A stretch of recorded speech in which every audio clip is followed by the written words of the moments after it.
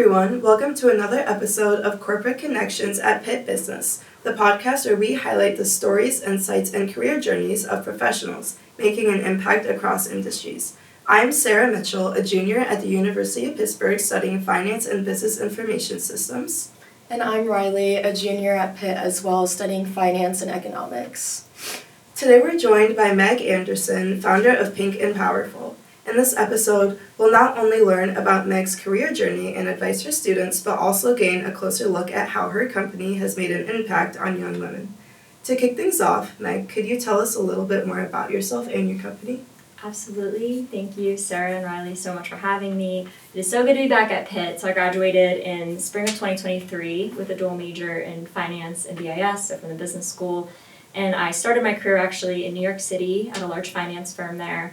I was there for a couple years, and it was sort of during that time that I really discovered my passion, especially for fitness, but also realizing how difficult that post-grad transition can be gave me the inspiration to launch Pink and Powerful. So it started there a little bit on the side, came back to Pittsburgh in June, and started growing from there, and now I'm doing it full-time.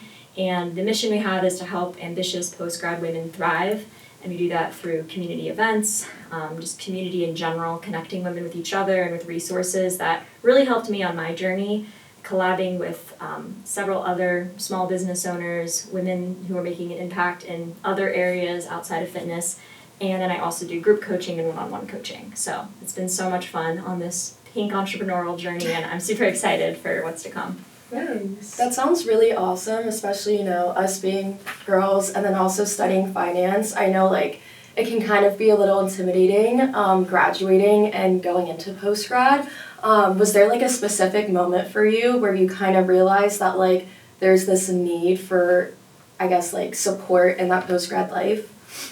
Well, my very first day at work, when I came home, that was definitely a turning point where I had this feeling hit me that this was the rest of my life ahead of me, and it's sort of that post-grad dread of, it wasn't like anything bad happened, it was a good day, but I just came home and realized, wow, my entire life is ahead of me, and there's no more next semester, there's no next school year, it's just wide open, which is super freeing and exciting, and there's so much out there, but that's also very overwhelming when you go from being in the school system your entire life, especially if you're on a pretty traditional track where you go from senior year of high school to freshman year of college, usually a couple summer internships that end in August, start the next school year, and then it's open.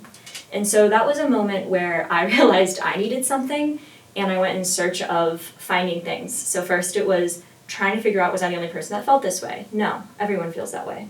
Most people feel that way, that, even for the rest of their life, there's a little bit of uncertainty about what they want and what's next.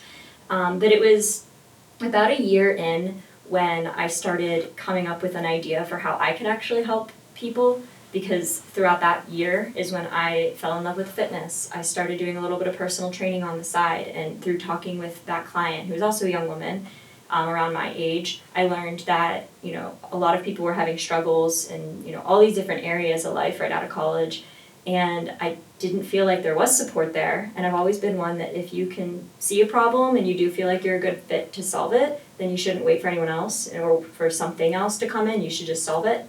And part of my inspiration actually came from when I was at Pitt. I started a student org here called Empower, and it was sort of a similar thing where I noticed that in the business school, I didn't feel like I was learning as much about mental health and wellness and just that whole side of life. And I had a good friend who was a philosophy major, and she didn't feel like she was getting as much support on the career side of things, which Pitt Business does a fantastic job of. Professional development, resume, LinkedIn, visiting companies for site visits. So we joined forces to create this student org to sort of fill that gap. So thinking back on Pink and Powerful and my own journey and sort of connecting the dots, I was like, okay, I feel like there needs to be sort of a post-grad Empower. But I wanted a new name and a little bit of a different mission, obviously serving a different niche.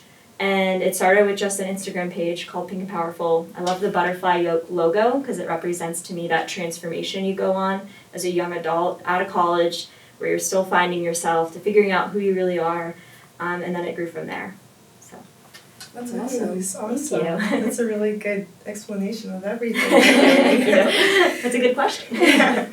So prior to Pink and Powerful, I know you worked as a full-time analyst at a very large firm in New York City, as you mentioned. Can you talk a little bit more about how that contributed to you pivoting and starting your own company and kind of what that transition looked like? Totally. And I am very confident that I would not be the woman I am today without that experience. I wouldn't have the business skills or business acumen, even concepts like, how to, when you work as an analyst for a company, it's a very, very broad term. Basically, when you're an analyst, I think in any finance or probably even any business firm, you're doing a little bit of everything to support people that are ahead of you. So you're not making business decisions, you're not driving strategy. People are kind of telling you, we need this PowerPoint done, or we need this done for the client. We have a client visiting. Here's all the things you need to do to get ready when a client comes to the office. Those are all skills that I learned while I was there that really helped me in knowing now how to run my own business. But the difficult part of that experience for me was I really thought I was on the right track. I thought I had my life almost figured out. I liked finance. I loved college. I loved school. I was always really into being a good student and always found a lot of fulfillment and success in school. And when I got there, and as I alluded to earlier, there's a big change when you get out of the school system where there's no more grades, there's no more real benchmarks of success. You do get performance reviews, obviously, but those are usually one time a year. So can you imagine if you had a class that was a year long and you didn't know how you were doing until the end of it? And that's sort of how it felt for me, and that's a big, big shift. And so when I got there, I could kind of tell that it maybe wasn't the right world for me. Obviously, I'm really passionate about fitness and wellness, women's empowerment. I'm very creative. And I was able to get all of that even while I was a finance major at Pitt, because when you're a student, you can do things like this on the side. I started my own student org. You might be studying classes that are very technical, but I had my creative outlet. I was a spin coach at Pitt, like for Campus Rec. So I had all these things that made me feel like I had this holistic life. But then when it's your full-time job, it's hard to have all these other things anymore. And so it was out of that realization of, wow, maybe I'm not in the right place. And that really scared me because it felt like I spent all this time getting a finance degree and I got this really good job that I'm so proud of and excited for, that everyone is telling me is like the best thing ever, but I just don't know if it's right for me. And it was, it took me the first full year to sort of come to terms with the fact that that was okay, that it's okay to spend a long time on one thing and then maybe realize it's not for you, and that didn't mean I failed. And it was, again, out of that period of difficulty, and part of what made it so difficult for me was being in New York City, specifically. I didn't have any family there. It's hard to make friends at a college. I lived by myself, and for the first year or so, I was single as well. So that was all very, very isolating. So I had a lot of time to be by myself. I'd come home from work, and I'd be stressed or frustrated. So I started turning to all these things, like I got really into yoga and meditation and journaling and gratitude practices. And I kind of just did it because I was like, how else am I going to cope with this? But those things have all become fundamental elements of what I now teach other women. Because as it turned out, while those are all nice for your mental health and mindfulness is great, it also allows you to really dig deep into who you are and like what your passions are. And I realized through like that time alone, and also through the sort of dichotomy of like being at the office all day and really not feeling like myself, and then coming home and like doing a yoga session or a workout class and journaling and feeling like so in touch with myself, and then back and forth and back and forth, and finally I realized it's because these are things I'm like called to and meant to do. And so that period of time, like I really needed it to get me to where I am now. So that's a very long-winded answer, but that chapter was super important for me, for sure. Yeah, and I think it's really interesting that you mentioned like enjoying being a student. I feel like I can relate to that, as I'm sure other students can too. Mm-hmm. And I think it does help that you kind of have these benchmarks and things to look forward to. And you also mentioned earlier that you kind of like assessed if other people felt that way. During that time, did you notice like other mindset blocks that young women were facing post-grad? Yeah, I'd say there's three main ones. There's obviously more than that, but the three big ones I see. The first is sort of what I described, where I think a lot of people get out of college and there's this realization either one day or over time that maybe there's some push and pull between who they think they're supposed to be and who they really feel like they are. And so for me, I had been told sort of my whole life that I was like good with numbers, good with people. In college, people would always say I was good at networking, I was good at finance. My parents followed pretty traditional career paths. They had a lot of success with that. They really encouraged me and my younger sister to sort of follow in their footsteps. And I was also always very much like a rule follower. I've always sort of stuck to that traditional path, always, and I liked it. And so it was a huge shock for me to realize, oh my gosh, maybe I don't want a traditional career path at all. Maybe I want to be an entrepreneur. But it was hard for me to accept that. And I think that's what happens for a lot of people. Because when you're told your whole life, and it's not always a bad thing, it's kind of like, in some ways for me, it was this nice thing that like, oh, people tell me I'm so good at this and that I could do this and I could be really good at it, but I don't want to. And so for one, I really encourage women, if they start to feel that way, not to be afraid of that feeling, because one, it doesn't mean you need to show up to work tomorrow and quit your job and start a new life, living off the land. Like you can absolutely slowly explore things outside of work. And that's what I did, but I didn't know that I was doing that. It was sort of just this natural process of, okay, maybe this isn't what I want.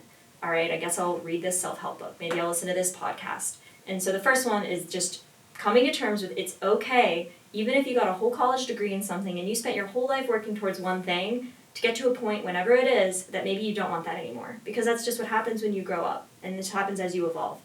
The second is a lot of people are afraid of not having it all planned out before they start anything. So let's say it's a fitness journey. A lot of clients I talk to, they have the knowledge. They're like, I know I need to go to the gym. I know I want to be fit, but I just don't know where to start. And I don't know what to do for the next 6 months. And I often tell people, you don't worry about the next 6 months. Worry about the first step. That's it. Or if it's starting a business. I didn't know a lot of the things I know now that go into running a business full time. There's a lot more to it than meets the eye. And I'm glad I didn't, because I don't know if I would have even started if I knew all that was ahead of me. But part of the reason you also don't want to have it all planned out is because things change. Actually my initial thinking with Pink and Powerful was that it would be very fitness focused, but it's evolved into more this mindset, purpose, empowerment brand, and I love it even more. So that's another big one, is don't feel like you need to have it all planned out, because once you just start, that usually reveals the next step and so on. And also it allows room for you to pivot. And then the third is a lot of people think you need to feel confident to do these things. Like I have people all the time be like, oh, you're so brave and fearless. I'm not fearless at all. I'm very fearful of everything I'm doing. I don't know what's going to happen. I'm learning a lot. I feel very new to this. It's a big risk. I'm scared every day, but that can't stop you. So the difference in there is it's okay to be afraid. That's normal. Anytime you try something new, you're going to be afraid. That's how the human mind works. But you just have to do it anyway and start small. That really helps. Like as I explained, I did not quit my job and then say, I'm going to start a business tomorrow. I started by having this little side hobby. I didn't even call it a side hustle. It was a hobby. It was for fun. That took away all the pressure. I wasn't trying to make money or anything. It was just posting tips and tricks for young women about fitness on Instagram. And then slowly I started doing some events that were free. And then I started doing events that were paid. So anyway, those are definitely the big three, where it's this identity mismatch and feeling like that's not okay when really it is okay. The second, that you need to have it all planned out and you don't. And the third is that you need to feel confident and you actually don't. So Yeah, I think that's, especially the first one with the identity mismatch, I think it is kind of hard when you're being told that like you are this way or that you should follow this path. How do you like suggest to other women who are coming to terms with that, that it's not actually a failure? How do you like give them the guidance to overcome that mindset? So a couple things. One is I actually tell people they should sort of celebrate that feeling, because that is the necessary first step towards change in anything. So it's kind of like for me, like I said, I loved school. So that's why it took me until age 23 to ever question my path. I never had to question it. I went from grade 1, 2, 3, 4, 5, like forever. I was like, this is great, it's awesome, it's fun. I had struggles, of course. There's certain subjects I like better than others. There were certain social problems or roommate issues, whatever. There were things that were hard in my life. But in terms of specifically, should I follow this traditional path of going through high school and then college and then getting a job, I never had to question it because it worked for me. So actually, when you do have that feeling, that's actually a good thing, because you're going to learn way more about yourself that way. It's sort of like how people say you learn more from failure than success. So one, I would say if you start to feel that way, that's actually something you should a little bit be happy about because that means you're learning. And then secondly, in terms of, again, overcoming that fear of like, okay, what happens if I accept it and I want to like start something? So the framework I use in my coaching program, I call it DARE, Discover, Act, Reflect, Evolve. And it sort of was a hindsight framework that I realized I had been using without knowing it at the time, where one, the first step is discovery. So that's, again, it's supposed to sort of take this pressure away of you don't need to do yet. You don't need to change your life. You don't need to go out and start some crazy like thing. It can just be taking some time to journal on, okay, what are the things that light me up the most? What are the things that people are always saying I'm really good at that also I really love to do? What are the times in my life that I've felt the most happy and at peace? And it's just like journaling or thinking. Discovery can also just be, like I mentioned, those things like meditation, spending time with yourself, away from your phone, thinking about how you feel. And then act is when I encourage people to view that as trying things and viewing it as an experiment. So you should expect that certain things won't work because that's how experiments are. So for example, a turning point for me when I was starting to host events, I hosted a few events early on where like no one signed up and it was devastating. I almost wanted to quit. And I think it was my boyfriend at the time, he was like, he's still my boyfriend, I don't know why I said it that way. He said like, he also hosts events, he's also an entrepreneur, that's also a big part of my story, but he said something like, well, it's your first event, of course no one's gonna come. And I mean, he can be kind of harsh, and I was like, that's true though. Your first time doing kind of anything, it's gonna be not as good. It's gonna be your first time. And so I encourage women to remember that, and that literally everyone started somewhere, but it's one thing to hear that, it's one thing to accept that about yourself that you're starting out. But if you view it as more of an experiment, so instead of viewing my events as like these things that needed to be perfect, I was like, okay, every time I do one, I want it to be a little bit better, and that really helps. And then the R is the reflect. I really encourage people when they do try things, when they talk to certain people, go to events, when they put themselves out there, to really spend time thinking about how did that actually make you feel. So instead of just blindly trying a million things, like if you're someone who's maybe feeling a little off with where you're at, you're not sure if you're in the right career path or major, whatever it is, so you're gonna go and you're gonna start trying all these things. Don't just try and then move on to the next and then the next and then the next. It's really good to pause and be like, okay, what do I actually like? And that's actually how I discovered I really like just the speaking, the talking, the teaching, even more than actually fitness. I really love fitness. It is one of my biggest passions in life. But that's how part of my realization was like when I go to these events, I love just talking to women and hearing their stories and trying to guide them. And I wouldn't have noticed that if I had just been full blown, like just go, go, go. And then evolve is just this encouragement of after you've spent time trying things, reflecting, figuring out who you are, sometimes you gotta take a leap. And there's never a good time to do it. It's just letting you know that sometimes that has to happen, whether that's quitting your corporate job or starting a business or smaller things, like maybe it's time to move out of your parents' house if you can afford it. Maybe you've been scared to do that, but it's time, or it's time to, put yourself out there in the dating world, whatever it is. So I think frameworks for some really help because instead of it feeling like this daunting, where do I even start? Hopefully that helps people feel like they have a little bit of a path. Yeah, and I'm sure that's been really helpful. I think so. I have a woman in my program who the first iteration of it is ending in a couple weeks. I call it 77 Align is the group one. And one of the women, she started her own business throughout it. And she's she sells flower arrangements and she's doing events and stuff. And I think it just really, she said that what really helped her was kind of just this environment of one, women supporting her, encouraging each other, but also just this honesty of everyone saying, I'm scared to do this is scary, I don't know. Instead of you just seeing all the success stories on Instagram or Google or whatever, which it's so good to have role models that have made it, of course, but it's also nice to be around other people that are like, I have no idea, try it, we'll see what happens. So it's definitely been helpful and working, so I'm very happy about that. That's amazing.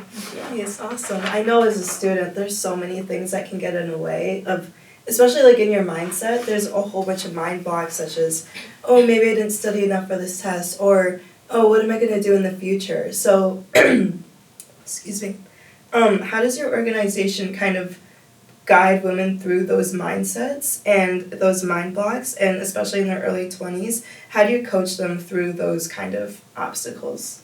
Yeah, so I guess I've been getting pretty broad, so I'll try to give a more specific example. So like one of my workshops that was in my program 77 Aligned was called Overcoming Your Inner Saboteur. So this concept is a common thing a lot of people will see is when they're actually maybe sticking to a new habit, they're trying something and it's actually going pretty well, and then self-sabotage. So you see that a lot in the fitness space where someone's going to the gym and they're maybe newer on their fitness journey and they're actually seeing results, and that's when they'll actually give up, which a lot of people don't know that. They would, and there's also people that quit before then, but there are people that and the reason is whenever you start to experience those changes, those shifts, even though they're positive, your mind puts on the fire alarm. It's like, oh my God, this is different, this is new, I don't know how to be this kind of person, like what will people say, what will people think, even if it's a good thing. And I've experienced that myself with things, like as Pink and Powerful grows, I'll have these moments of, I need to put down the brakes, this is too many people knowing who I am, too many people knowing what I'm doing, and then I have to calm myself down and be like, no, that's a good thing. I want people to know who I am and what I'm doing because I'm building a business. So one of the workshops I do with that one is helping women I guide them through with a series of like reflection prompts. So I'll do a combination of reflection prompts in terms of asking just a question out loud and having them think about it in their mind or journaling on it. And I have a very specific order of questions that help sort of get the brain in the right space. I'll also do a little bit of like a meditation or something at the start to help women really feel present. And also meditation just calms you down in general. So it helps you to be it helps it to be a little easier to pull up those fears and stuff without it being too overwhelming because you're feeling really calm and relaxed. And then from there, it's sort of coming up with all of the reasons why you might be having that fear. And so that can be hard because it's things like, well, I'm afraid that what if people treat me differently if I'm super successful? It's usually actually a fear of success that people have that they don't even realize. And then of course there's fears of failure. What if I try and then I look stupid? What if I post that I'm hosting an event and no one shows up and I feel like really bad about myself? I've had that fear for a long time. And then from there you kind of turn it and you're like, okay, but let's think about all the reasons, all of the evidence we have as to why, even though it's valid to feel that way, it's not necessarily true. So for example, even if you do host an event and no one shows up, does that actually mean you're a failure? Of course not. Also, how would anyone know? Why would someone be checking up on you if you know, or like if you try putting yourself out there on social media and people unfollow you? Does that actually mean they hate you? Of course not. And even if it does, why would you want them following you anyway? It's easier then to be like, oh, that's true. So I'll guide them through this sort of evidence thing where it's like, come up with all the reasons why this doesn't totally make sense. And then from there you can pivot more into, okay, now let's come up with all the ways that this could actually go way better than you expected. So something for me that I was really scared of was putting myself out there on social media. And one, I haven't gotten literally anyone saying anything mean to me on a comment or a DM. I think I got one weird comment from like a creepy man, but no like, what are you doing? This is so weird. Which when you think about it, like that's probably not going to happen unless you're incredibly famous. So it's not really a problem yet. And if that is my problem one day, then I probably was doing things correctly. So that'll be great. But an outcome that has happened that I didn't see coming is I have all these women from like high school and college that I've sort of lost touch with that have been reaching out to me being like, hey, what you're doing is cool. We should get coffee or dinner sometime. And I've made all these new friends. I did not expect that. I did not see coming that, oh, if I start posting about women's empowerment and fitness, I'm going to make new friends or rekindle friendships from the past. And so I really encourage people to expand, like, what are all the cool things that could happen if you go for this thing, if you do it anyway? And so that's like one of the specific workshops I have where I guide women through overcoming a mindset block. There's a lot of different ways to do it, but that's one that has been pretty effective. Nice. And then how do you suggest, or like what are ways to recognize when you are self-sabotaging? Because I feel like you mentioned like even if you're going to the gym and you start seeing results and then you start self-sabotaging from that, I feel like reflecting at least on my past, I'm sure there are moments where like I've done the same thing but I didn't even notice in that moment. Like what are good ways to do that? That's a really good question. And I'd say it's more of a preventative tactic, but that's why the reflection is really important and kind of keeping track of what you specifically want your habits to be and having some sort of like measurement system. So I encourage women in the program, and all of my clients, I give habit trackers to. Every single week, they're supposed to update it. So, for example, if one of my clients, her goal is to go to the gym 3 times a week, and she's been doing it for 4 weeks, and then the 5th week she just doesn't go, it's not about shaming her or making her feel like a failure or anything like that, but she would have on her habit tracker that she didn't go, and so she could see that, and we could talk about, well, why didn't you go? Maybe you didn't feel well or whatever, but let's talk about how we can make sure that next week you do if you're feeling up for it. And sometimes it is very subtle. Like, I think that usually the voice in my head when I start to do that is very much like, oh, you've been so good about this, you don't need to do it again. So for me, that's happened with meditation, because it almost feels pointless sometimes. I'm like, what is the point of sitting there silently for 10 minutes? I could be working out. Like, there's so many other things I should do with my time. But I know when I meditate daily, I do things at a higher level. I feel much more present. I'm more myself. And so when I hear that voice, because maybe I'll do it like 3 weeks straight, and my voice is like, you've been meditating a lot, you don't need to keep doing it. That's actually how I recognize it. I'm like, oh no, I need to do it. But again, that can be subtle. So that's why I think it's good to, another practice I have is I try very hard every single month to sort of do a sit down, and I think about, okay, how are things going across, like, I think it's like 5 areas of my life. My health and fitness, my career/professional life, personal relationships, mental health, and for me it's spirituality. It might be religion for some, it might be just connectedness with your purpose, however you want to call it. It varies by person.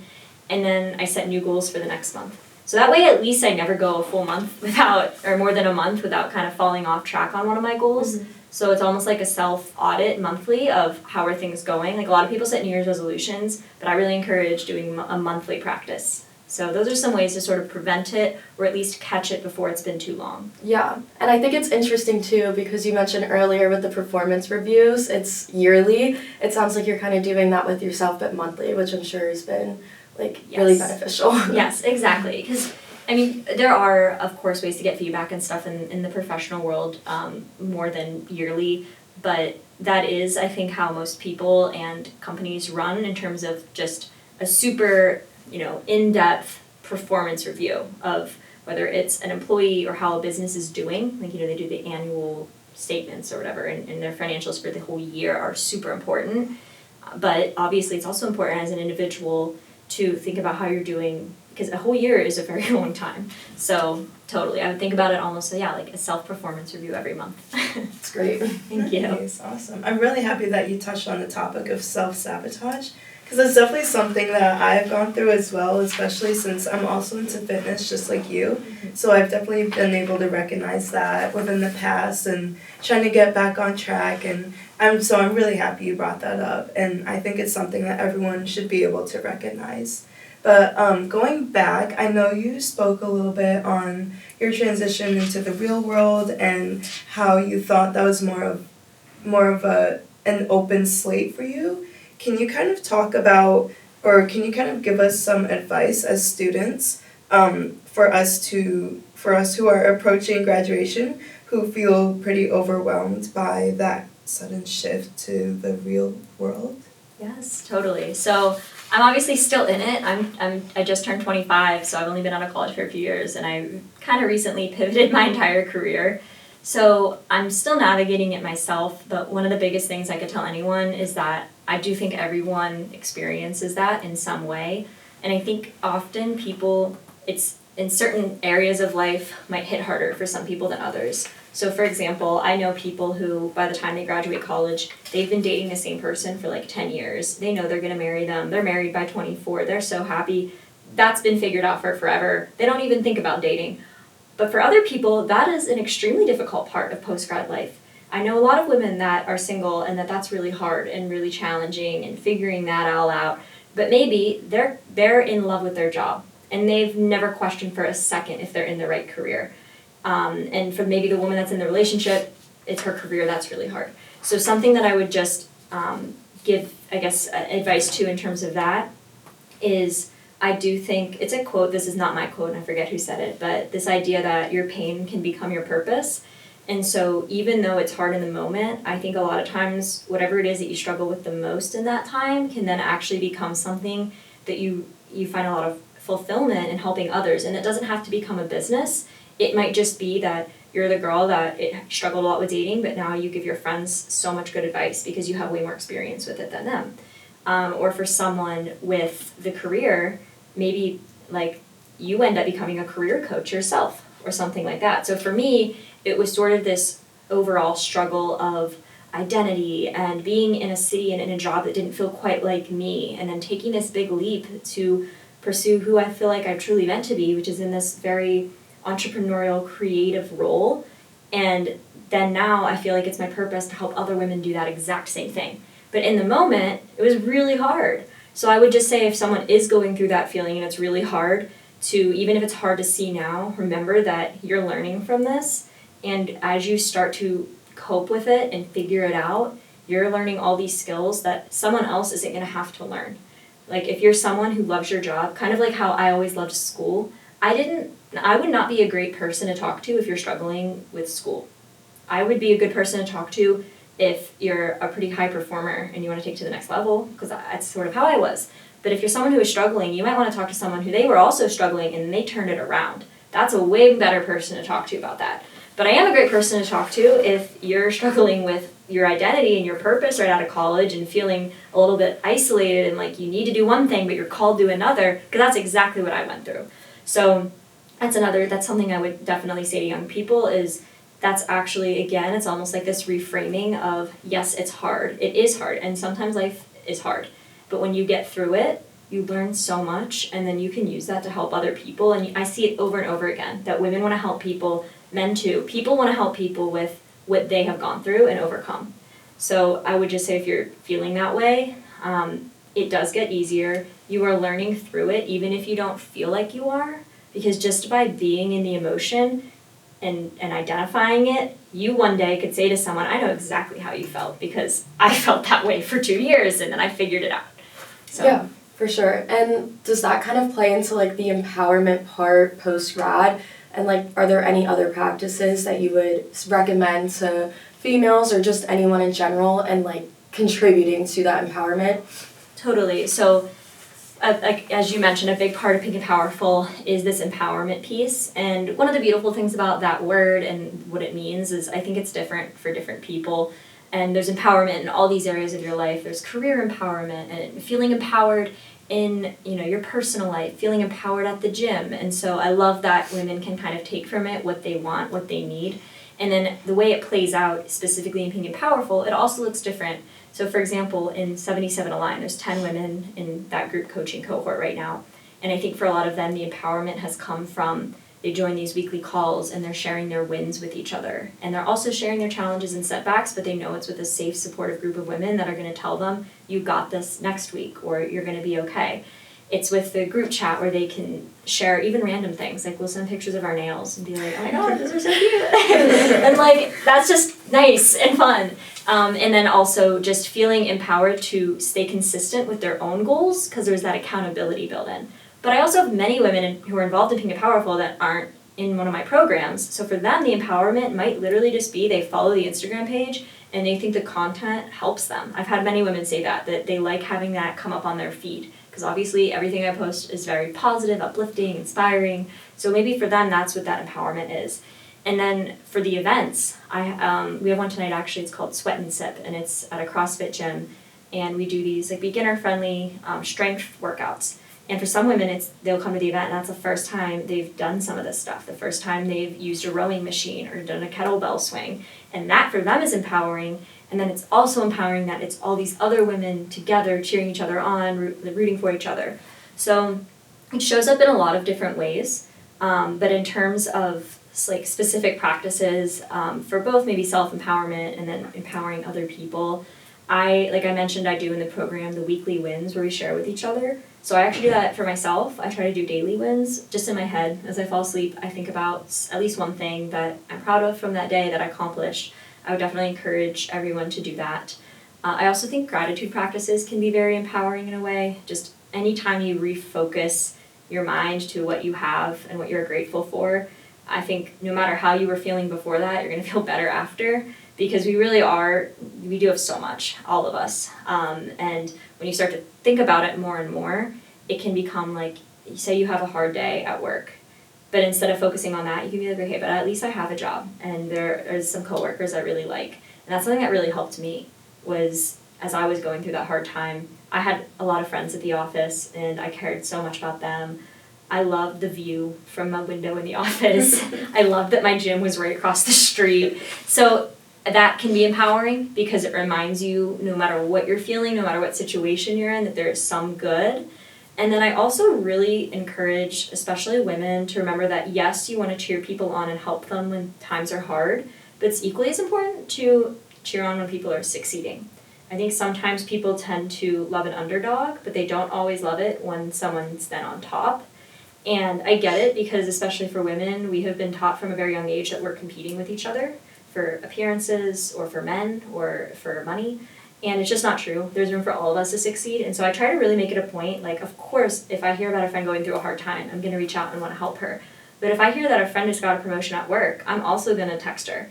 If I see a woman is hosting events and her events look awesome, I want to go.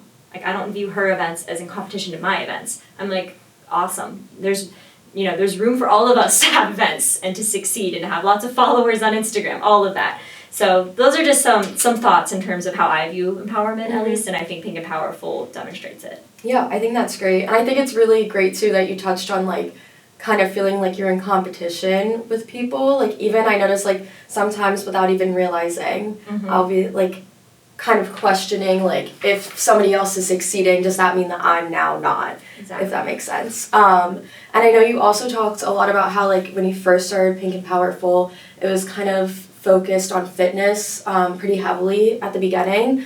And from someone who, like, never works out or, like, goes to the gym besides, like, walking, can you kind of explain, like, how fitness plays in to, like, having some structure, discipline, or even just, like, contributing to bettering your life beyond the physical aspect? Absolutely. I would say the reason I think fitness is so important with any journey is because, one, there's all the science, of course, about that it's good for you physically. But beyond that, it's really good for you mentally.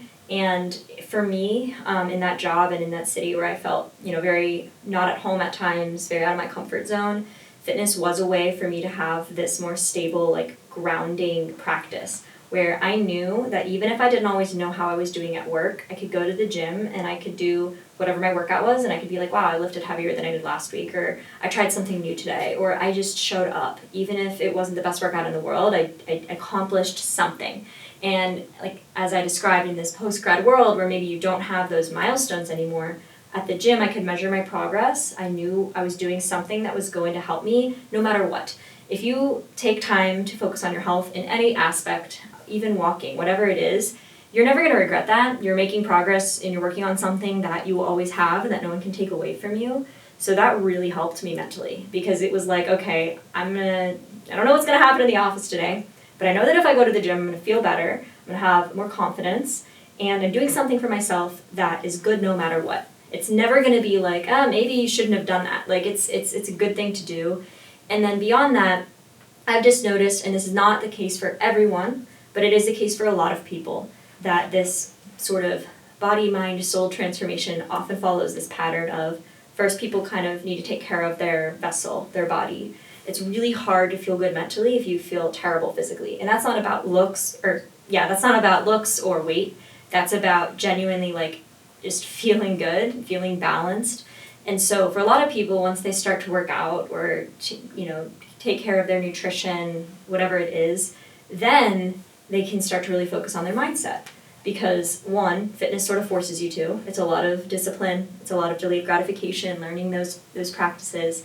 But it's really only once you feel pretty good in your body that you can then start to work on your mind. And then from there is when I think that opens the door to this following your passion, learning who you are. So that's part of why I find fitness so important. But I also have learned, just from doing Pink and Powerful and talking to other people, I think the starting point is different for different people. Some people, maybe it starts with meditation. And then once they start meditating daily, they become so present with themselves that leads to them changing their fitness habits. Or maybe for someone else, it's community. Like, they just need to really surround themselves with the right people, and then that leads them to start making better choices. So for me, it was fitness. I think for a lot of people, starting with some form of taking care of your physical body helps. And but it looks different for everyone. Yeah, I think that's really great, especially like emphasizing that fitness and also just taking care of your body, like it adds more benefits than harm, but also on top of that, it's not just about like your appearance overall. Exactly. Which I feel like is usually tied into when people think about working out and fitness. Yeah, and something I have also changed a lot on my own fitness journey to like what my focus has been is I very much work out for health now is how I say it. So I do yoga every day, I walk a lot, I do also do strength training, I do Pilates. If I had access to a pool, I would swim here and there. So you do it all? I do all of it, but the reason is because it's all of it is beneficial in different ways for your health. I'm not going to be the strongest person in the gym because I don't lift weights at that level anymore. I'm not going to be the fastest because I don't really run as much. I get my cardio doing more low impact things because running can be very hard on the body. Running is awesome. A lot of people love it.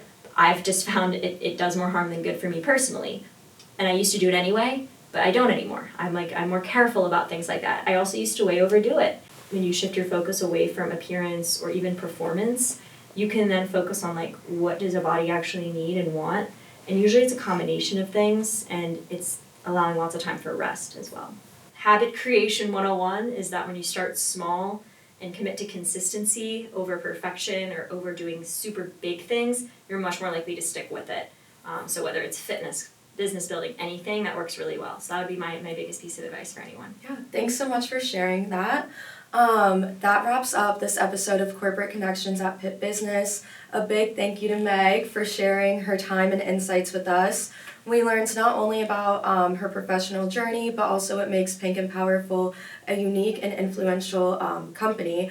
For our listeners, we hope you take away both inspiration and practical advice as you think about your own paths. Be sure to stay tuned for more episodes, and we'll see you next time on Corporate Connections. Thank you. Thank you.